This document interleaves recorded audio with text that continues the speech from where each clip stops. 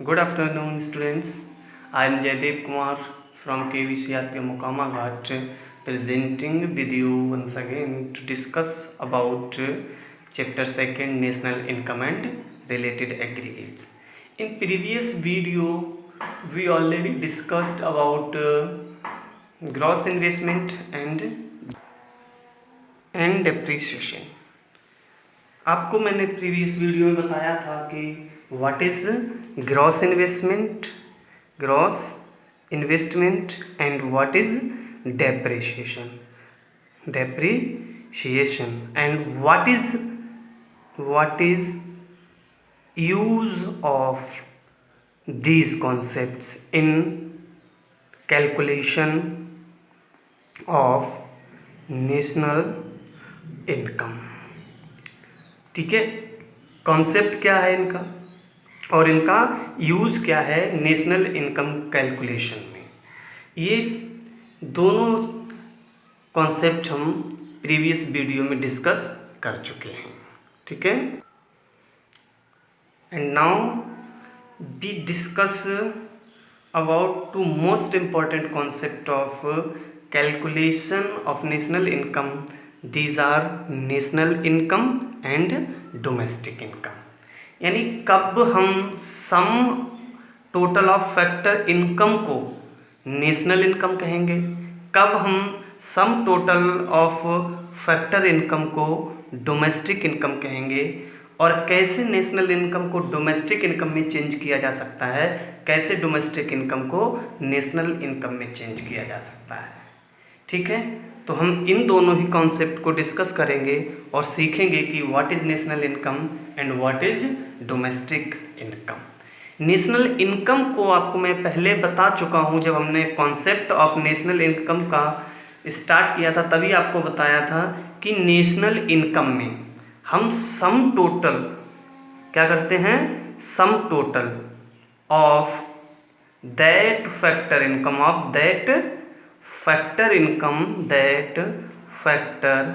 Income which is produced bye normal resident.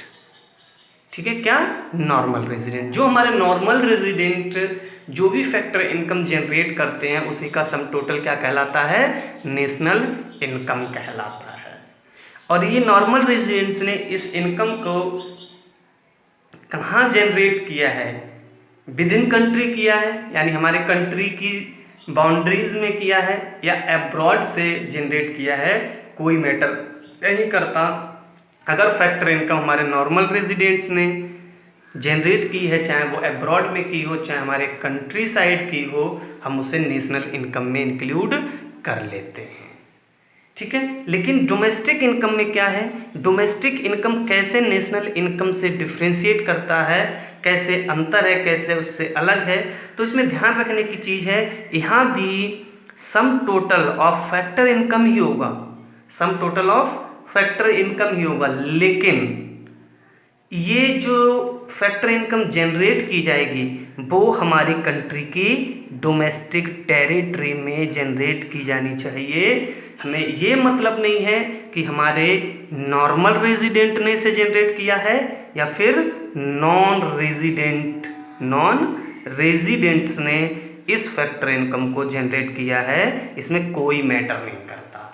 अगर हमारी country की डोमेस्टिक टेरिटरी में इनकम को जनरेट किया गया है, चाहे वो हमारे सिविलियंस ने की हो, चाहे वो नॉन रेजिडेंट इंडियंस ने की हो, हम उस इनकम को किस में कैलकुलेट कर लेंगे, डोमेस्टिक इनकम में कैलकुलेट कर लेंगे।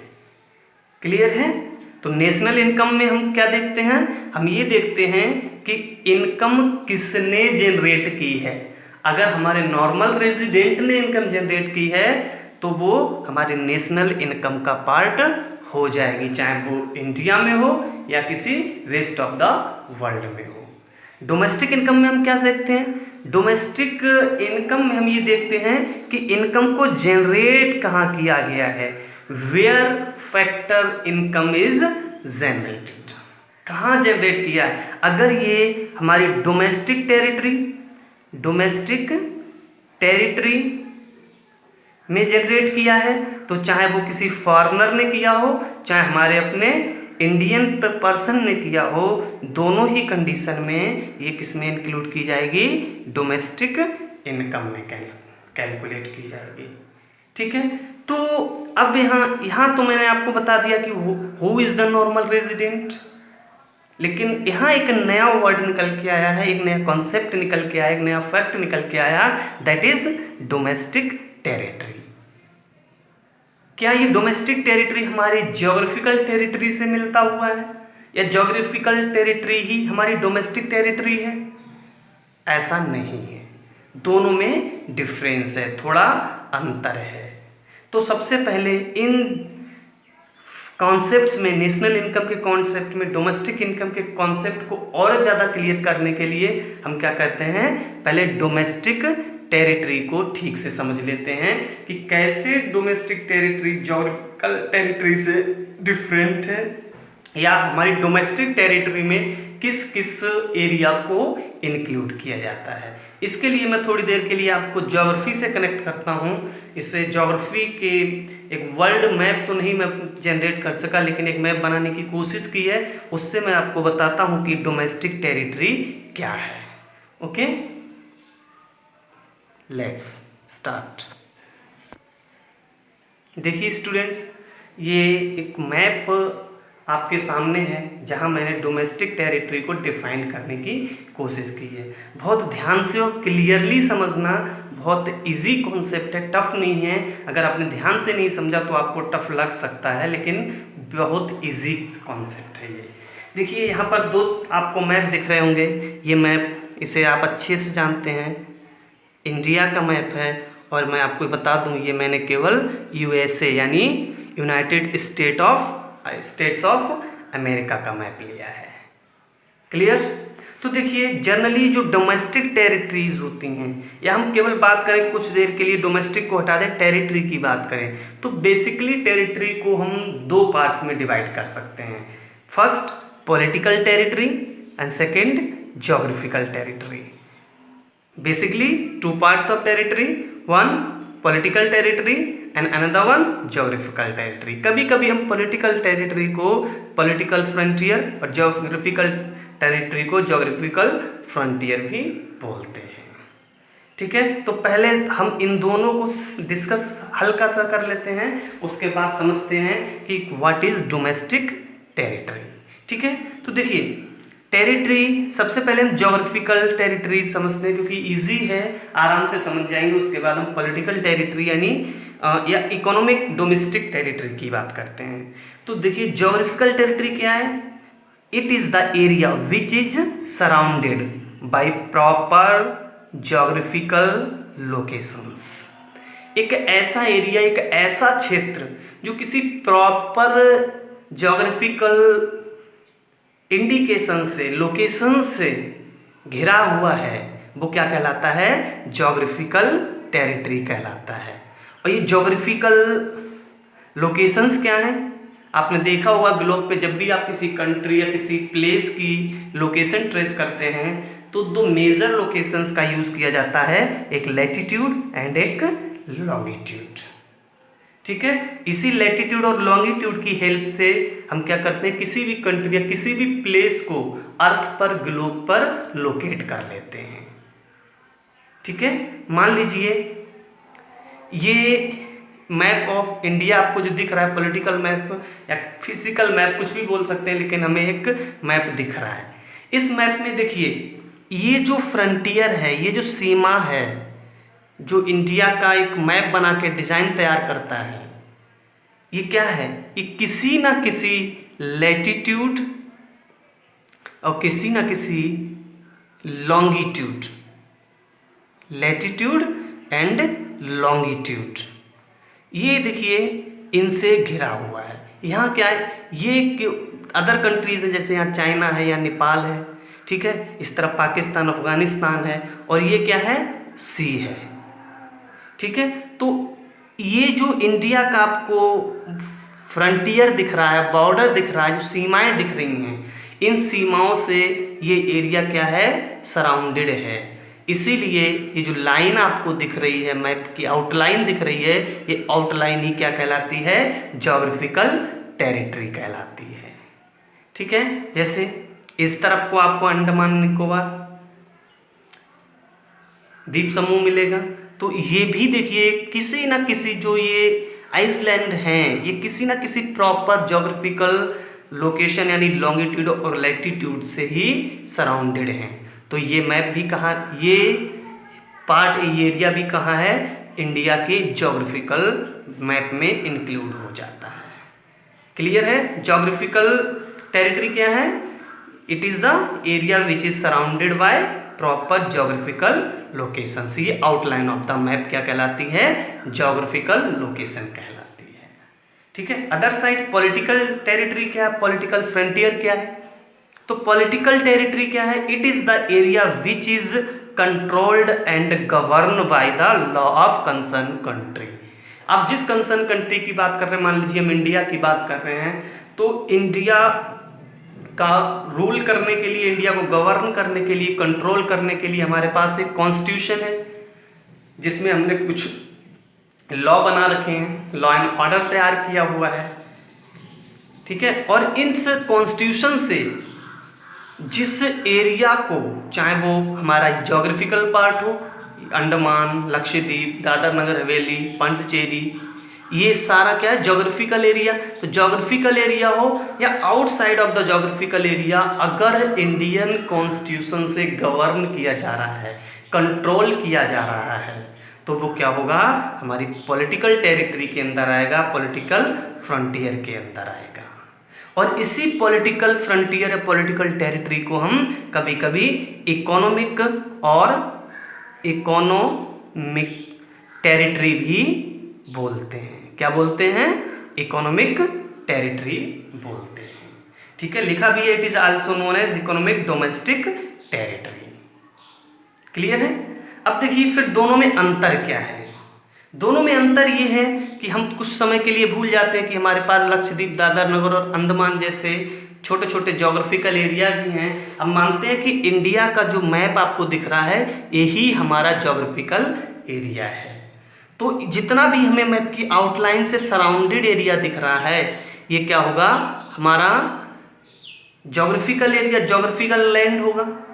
इसके साथ ही देखिए इंटरनेशनल रिलेशनशिप, जब दो कंट्री आपस में कुछ इकोनॉमिक या एक्सचेंज या फिर किसी भी टर्म में रिलेशनशिप एस्टेब्लिश करते हैं, एक समझौता करते हैं, तो दोनों कंट्रीज को बैलेंस करने के लिए हर कंट्री अदर कंट्रीज में अपना एक ऑफिस इस्टेब्लिश करता है जिसे हम क्या कहते हैं? एम्बेसी कहते हैं।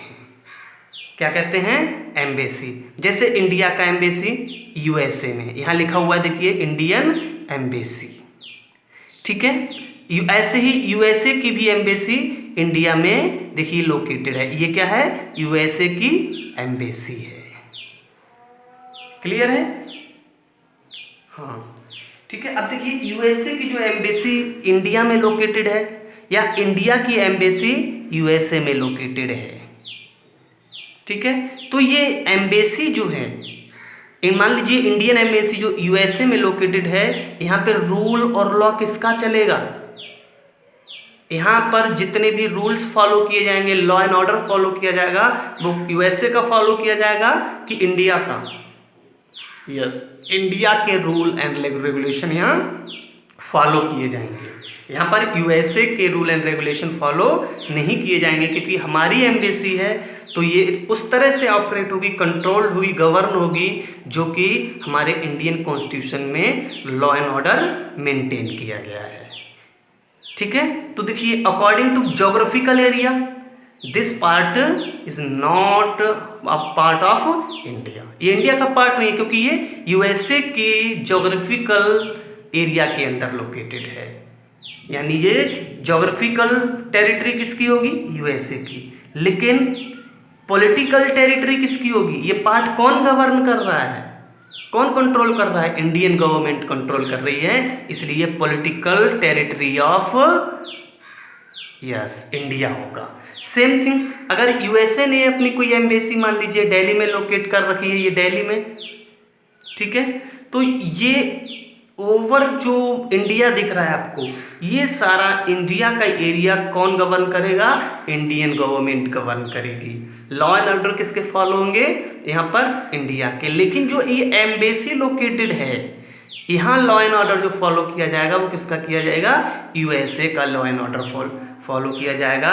इसलिए ये एम्बेसी जो यूएसए की है, ये एम्बेसी किसकी पॉलिटिकल टेरिटरी में जाएगी? यूएसए की पॉलिटिकल टेरिटरी में जाएगी, ना कि इंडिया की। लेकिन अगर हम ज्योग्राफिकल एरिया की बात करें तो ये भारत में, इंडिया में लोकेटेड है। ठीक है, तो ऐसे ही एयर इंडिया आप जानते हैं, इंडियन एयरवेज, ये गवर्नमेंट ऑफ इंडिया का इंटरप्राइजेज है। या आपने सुना होगा बहुत सारे जेट एयरवेज, इंडिगो। ये इंडिगो क्या है? इंडिगो ये भी एक एयरलाइंस है। कौन ऑपरेट करता है इसे? हमारा कोई नॉर्मल रेजिडेंट, जो हमारा इंडियन सिटीजन, हमारा नॉर्मल रेजिडेंट है, वो इसे ऑपरेट कर रहा है। ठीक है, तो ये इंडिया में भी इसका कहीं ना कहीं ऑफिस लोकेट होगा। अगर ये यूएसए तक अपनी एयरक्राफ्ट भेज रहे हैं तो कोई ना कोई, मान लीजिए एयर इंडिया की हम बात कर रहे हैं, तो एयर इंडिया यहाँ पर देखिए, ये जो एयर फैसिलिटीज़ यूएसए में प्रोवाइड की जा रही हैं, इसे कौन गवर्न करेगा? इंडियन गवर्नमेंट गवर्न करेगी। इसीलिए किसकी पॉलिटिकल टेरिटरी में चला जाएगा? इंडिया की पॉलिटिकल टेरिटरी में चला जाएगा। लेकिन अगर ज्योग्राफिकल एरिया किसका है? यूएसए का है। क्लियर है? तो अगर हम इकोनॉमिक या पॉलिटिकल टेरिटरी की बात करें तो पॉलिटिकल टेरिटरी में हमारा ये ज्योग्राफिकल एरिया के साथ साथ हम ऐसे एरिया जो इंडिया, जो लोकेटेड किसी दूसरी कंट्री में है लेकिन उनको ऑपरेट, उनको कंट्रोल इंडिया द्वारा किया जा रहा है, तो ये किसकी डोमेस्टिक टेरिटरी में आएंगे? किसकी पॉलिटिकल टेरिटरी में आएंगे? इंडियन डोमेस्टिक टेरिटरी में आएंगे। ठीक है, क्लियर है? यस। ऐसे ही यूएसए का अगर कोई एयरलाइंस इंडिया में लोकेटेड है, यूएसए की कोई एम्बेसी इंडिया में लोकेटेड है, तो डोमेस्टिक टेरिटरी इकोनॉमिक्स में किसकी काउंट की जाएगी? यूएसए की। जबकि ज्योग्राफिकल एरिया किसका होगा? इंडिया का होगा। क्लियर? यस। एक चीज और आती है, देखिए हमारे ज्योग्राफिकल एरिया से लेकर, ये मान लीजिए ज्योग्राफिकल एरिया हमारा ये है, और यहाँ से यहाँ तक ओशियंस में, सीज में, जैसे हम सरफेस की बात करते हैं, सरफेस में हम डिस्टेंस मेजर करने के लिए किस टर्म का यूज करते हैं? किलोमीटर का। ठीक वैसे ही जब ओशियंस में, सीज में डिस्टेंस को मेजर किया जाता है तो इसके लिए हम जिस यूनिट का यूज करते हैं वो क्या होता है? Nautical mile. क्या होता है? Nautical mile. तो किसी भी कंट्री का जिसका कोस्टल एरिया होता है, कोई भी कंट्री जिसका अपना कोस्टल एरिया है, वो अपने कोस्टल फ्रंटियर से लेकर 200 नॉटिकल मील, कितना? 200 नॉटिकल माइल, कितना? 200 नॉटिकल माइल तक उसे राइट होता है। क्या है? उसके पास राइट है कि अपनी कोस्टल एरिया से लेकर 200 यानी 200 नॉटिकल माइल तक वो ओशियन में, सीज में कुछ भी प्रोडक्ट या प्रोडक्शन एक्टिविटी परफॉर्म कर सकता है। उसे कोई भी रोक टोक नहीं कर, कोई भी उस पर ऑब्जेक्शन नहीं कर सकता। इसे हम क्या कहते हैं? इस एक्सक्लूसिव इकोनॉमिक जोन कहते हैं। कितना? अपने कोस्टल लैंड से, कोस्टल एरिया से लेकर 200 नॉटिकल माइल तक। ऐसे ही यूएसए का भी 200 नॉटिकल माइल होगा, इसका भी ये स्पेशल एक्सक्लूसिव इकोनॉमिक जोन होगा। इसके बीच में जो भी ओशियन पड़ता है इसे हम क्या कहते हैं? इंटरनेशनल वाटर कहते हैं।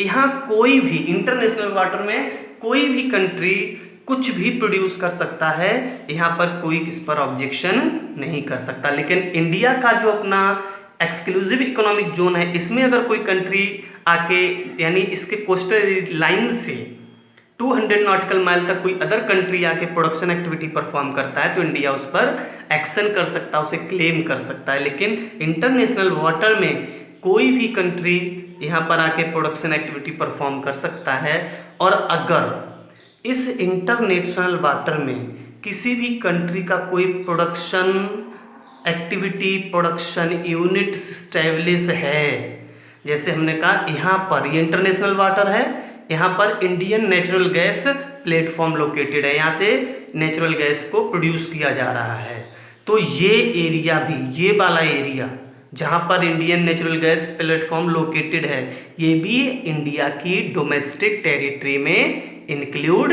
किया जाएगा। तो 3 चीज़ें आ गई हमारी डोमेस्टिक टेरिटरी में। एक हमारा ज्योग्राफिकल एरिया रहेगा ही, दूसरा अगर हमारी कोई एयरवेज, ठीक है, कोई भी एयरवेज अगर किसी दूसरे कंट्री में सर्विस प्रोड्यूस कर रही है तो वो सर्विसिंग एरिया, और हमारी कोई एम्बेसी अगर किसी दूसरे कंट्री में लोकेटेड है तो वो एम्बेसी का एरिया। तीसरा, इंटरनेशनल वाटर में कोई भी प्रोडक्शन प्लेटफॉर्म लोकेटेड है तो ये ज्योग्राफिकल एरिया के साथ साथ ये एरिया एम्बेसी का एरिया और इंटरनेशनल वाटर में कोई भी प्रोडक्शन प्लेटफॉर्म हमारे डोमेस्टिक टेरिटरी का पार्ट होगा। क्लियर है डोमेस्टिक टेरिटरी क्या है?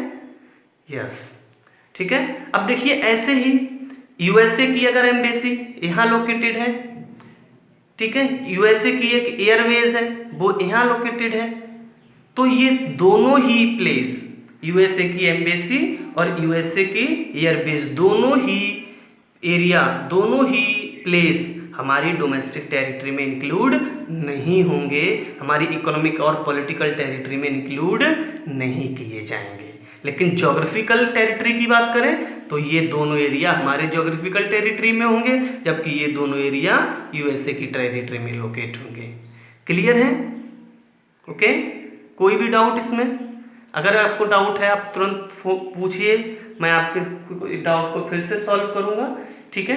अब हम इसी को जो हमने नेशनल इनकम और डोमेस्टिक इनकम के कॉन्सेप्ट की शुरुआत की थी उससे इनको ऐड करते हैं, उसके साथ इसे जोड़ते हैं, ठीक है।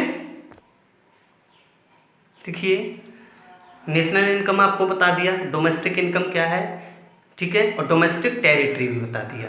यानी ऐसे कोई भी फैक्टर इनकम जो हमारे ज्योग्राफिकल एरिया के अंदर, ज्योग्राफिकल एरिया के अंदर यहाँ से जनरेट की गई है, या यूएसए में लोकेटेड किसी एयरवेज या एम्बेसी से जनरेट की गई है, या फिर इंटरनेशनल वाटर से जनरेट की गई है, इन चारों प्लेस पर किसी भी पर्सन ने, चाहे वो रेजिडेंट, हमारा रेजिडेंट है या नॉन रेजिडेंट है, फिर इसके अलावा अगर किस नॉन रेजिडेंट और नॉन रेजिडेंट किसी ने भी इन चारों जगह से इनकम को जनरेट किया है तो वो डोमेस्टिक इनकम में ऐड हो जाएगा।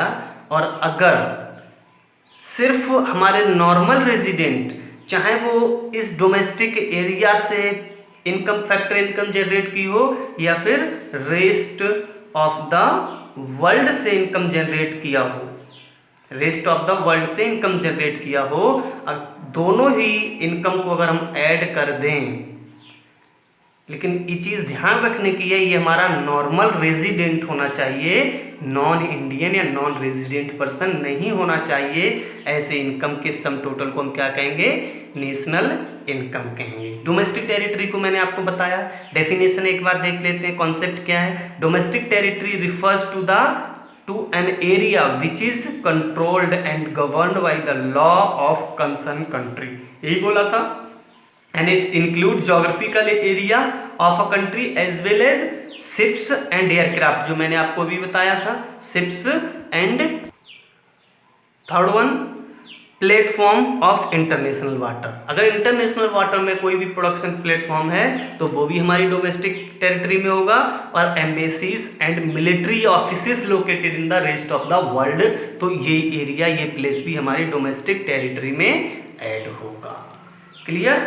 तो फैक्टर इनकम बहुत शॉर्ट में देखते हैं। Factor income from domestic territory, domestic territory क्या होगी ये, डोमेस्टिक इनकम होगी, डोमेस्टिक इनकम। और अगर factor income, factor income from normal resident, normal resident, तो ये क्या होगा, नेशनल, नेशनल इनकम होगा। ठीक है, तो देखिए डोमेस्टिक इनकम और नेशनल इनकम दोनों में बेसिकली डिफरेंस क्या है। अगर हम ध्यान से देखें तो दोनों में बेसिकली ये डिफरेंस है कि हमने कितनी फैक्टर इनकम, कितनी फैक्टर इनकम हमने रेस्ट ऑफ द वर्ल्ड को, रेस्ट ऑफ द वर्ल्ड को, रेस्ट ऑफ द वर्ल्ड को पे कर दी, और कितनी इनकम हमने रेस्ट ऑफ द वर्ल्ड से रिसीव्ड की। बेसिकली दोनों में यही अंतर है। जब हम डोमेस्टिक इनकम की बात करेंगे तो हमने जो रेस्ट ऑफ द वर्ल्ड को पेमेंट किया हम उसे इसमें इंक्लूड नहीं करेंगे, जो हमने रेस्ट ऑफ द वर्ल्ड से रिसीव किया हम उनसे इसमें इंक्लूड नहीं करते। लेकिन नेशनल इनकम में हम इन दोनों को इसमें इंक्लूड करते हैं, क्योंकि यहाँ केवल हम डोमेस्टिक टेरिटरी की फैक्टर इनकम ही ले रहे हैं, यानी अब्रॉड की इनकम से हम इसमें कोई लेना देना डोमेस्टिक टेरिटरी का नहीं है। जबकि नेशनल इनकम में हम डोमेस्टिक इनकम को तो इंक्लूड कर ही रहे हैं, साथ साथ हमें जो फैक्टर इनकम अब्रॉड से हो रही है देखिए हम उसे भी इसमें ऐड कर रहे हैं। ध्यान देने की बात यह है कि रेस्ट ऑफ द वर्ल्ड को अगर हम पेमेंट कर रहे हैं, रेस्ट ऑफ द वर्ल्ड को अगर हम पेमेंट कर रहे हैं तो वो हमारी डोमेस्टिक टेरिटरी से बाहर जा रहा है। जबकि अगर हमें रेस्ट ऑफ द वर्ल्ड से इनकम अर्न हो रही है, रिसीव हो रही है, तो ये हमारी डोमेस्टिक टेरिटरी में एंटर कर रही है, इंजेक्ट कर रही है, हमें रिसीव हो रही है। इसीलिए अगर नेशनल इनकम से हम rest of the world income जो हमने पेमेंट की है उसको माइनस कर दें, और रेस्ट ऑफ द वर्ल्ड से जो इनकम हमें मिली है, जो हमने रिसीव की है, उसको इसमें ऐड कर दें, तो ये डोमेस्टिक इनकम किस में चेंज हो जाएगी, नेशनल इनकम में चेंज हो जाएगी। ठीक है, तो ऐसी इनकम जो हम रेस्ट ऑफ द वर्ल्ड को पेमेंट करते हैं उसे क्या कहा जाता है, factor income to abroad. Short में कहते हैं फीटा, FITA, FITA, फीटा। और क्या है, this income which is paid to resident of rest of the world. हमने जो रेस्ट ऑफ द वर्ल्ड के रेजिडेंट को जो इनकम पेमेंट कर दिया वो क्या कहलाता, फैक्टर इनकम टू अब्रॉड यानी फीटा। और जो इनकम हमें रेस्ट ऑफ द वर्ल्ड से रिसीव हुई उसे हम क्या कहते हैं, factor income from abroad, factor income from abroad यानी फीफा, फीटा एंड फीफा। और दोनों को हम एडजस्टेड कर लें, जैसे फीफा मान लीजिए 10 है और फीटा कितना है, 5 है, तो नेट एडजस्टमेंट अगर हम इसका करें तो कितना बचेगा, 5। ये एडजस्टमेंट है। ऐसे ही हमने कुछ इनकम पे की है, कुछ इनकम हमें रिसीव हुई है, दोनों को अगर हम एडजस्ट कर दें, प्लस माइनस देख लें, क्यों, क्योंकि जो हम फैक्टर इनकम पे कर रहे हैं वो हमारी डोमेस्टिक इनकम से माइनस हो जाएगा, और जो इनकम हमें रिसीव हो रही है रेस्ट ऑफ द वर्ल्ड से वो हमारी डोमेस्टिक इनकम में ऐड हो जाएगी। यानी एक वैल्यू माइनस होगी, एक वैल्यू प्लस होगी, दोनों को एडजस्ट कर दें तो हमें नेट वैल्यू मिल जाएगी। और फिर इस नेट वैल्यू को कहा जाता है net factor income from abroad, net factor income from abroad. ठीक है, और शॉर्ट में इसे हम कहते हैं NFIA। और ये क्या है, NFIA refers to adjusted value of FIFA and FITA. It is calculated by subtracting the value of FITA from FIFA. यानी फीफा में से हम फीटा की वैल्यू को सब्ट्रैक्ट कर दें तो हमें फैक्टर इनकम फ्रॉम अब्रॉड की नेट वैल्यू मिल जाएगी, और इस नेट वैल्यू को हम क्या कहते हैं, NFI कहते हैं। और डोमेस्टिक